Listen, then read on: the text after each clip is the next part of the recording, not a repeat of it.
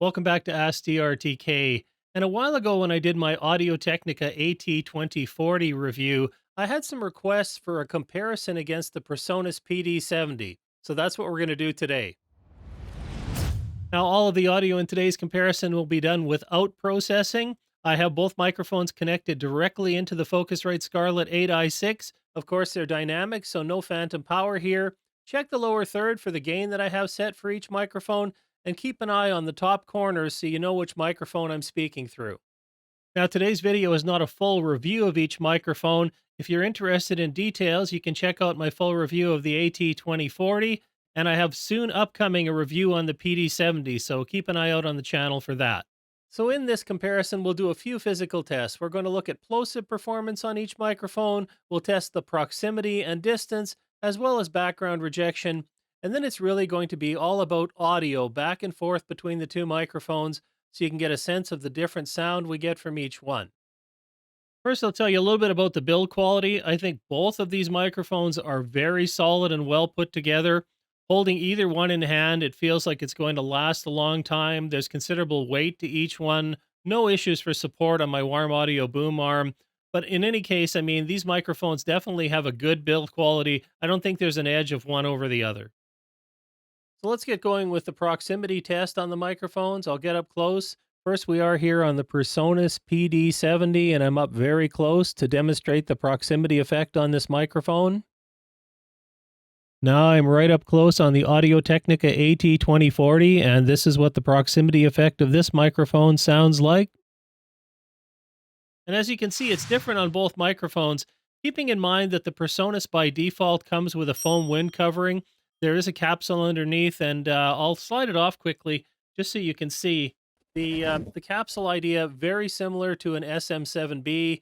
We have this capsule with a large foam cover, and the idea is to try to reduce plosives as much as possible.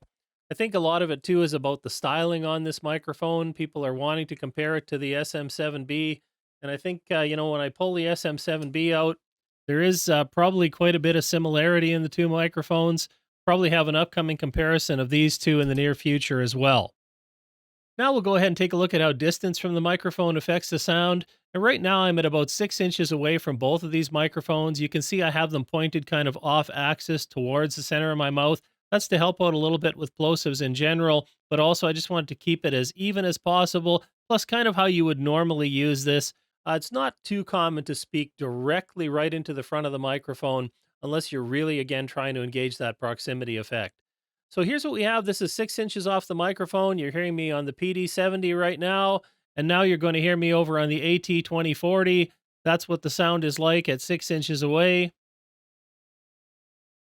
Now I'm about a foot away from the microphones. Here you're hearing me on the PD-70 again. This is what it sounds like at a foot away from the PD-70 versus now I'm on the AT2040. This is what it sounds like at a foot away from that microphone.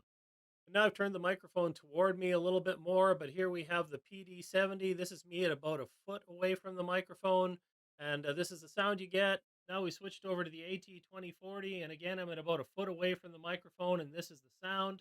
And now I'm back here at about 2 feet away from the microphones. Again, this is me on the PD-70. This is the kind of sound you're going to get. Versus the AT2040, this is how it sounds at 2 feet away. I'm not going to go further than this on both the microphones because they are dynamics. They're not designed to work as shotgun microphones from a long distance. Now let's compare plosive rejection on each of these microphones. And while I have the pop filter on the PD-70, the AT2040 claims to have an internal pop filter. So let's go ahead and compare. People, because. All right, and let's check out the AT2040. People, because. And that'll give you an idea of the difference of both these microphones. Again, with these broadcast dynamics, I know a lot of people are interested in the appearance of them. And so this is why I'm not using an external pop filter in front of them, trying to really soften those things up. You'll see again from my review that it pretty much takes care of it on the AT2040, and I expect the same from the PD-70. Now we'll go ahead and we'll do a quick background rejection test using typing on the keyboard. So right now I'm typing on my keyboard while talking through the Presonus PD-70. This is the amount of noise it picks out in the background. Now I've switched over to the AT2040 from Audio Technica, again typing on the keyboard to give you an idea of what kind of background sound it picks up. And I've gone ahead and removed the markers from the top of the screen so you're not sure necessarily which microphone I'm on, and I'll be switching back and forth between them. Coming up shortly, I'm actually going to add the frequency response graphs up onto the screen so you can take a look at the similarities and differences between what the manufacturer says these two microphones are going to do in the frequency spectrum versus what you hear. And so, again, just talking away here so that you can get a chance to hear both the PD-70 and the AT2040 without necessarily knowing exactly which one that I'm on. Okay, and now I'm going to bring up a frequency response curve for both the Presonus PD-70 and the Audio-Technica AT2040. You can see by looking, there's a lot of similarity between these two response curves, as the manufacturers at least are telling us.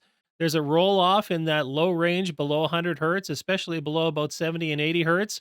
We have a serious presence boost going on in the 2 to 5 or 6K range. So we expect that again is going to really bring up the presence of both microphones.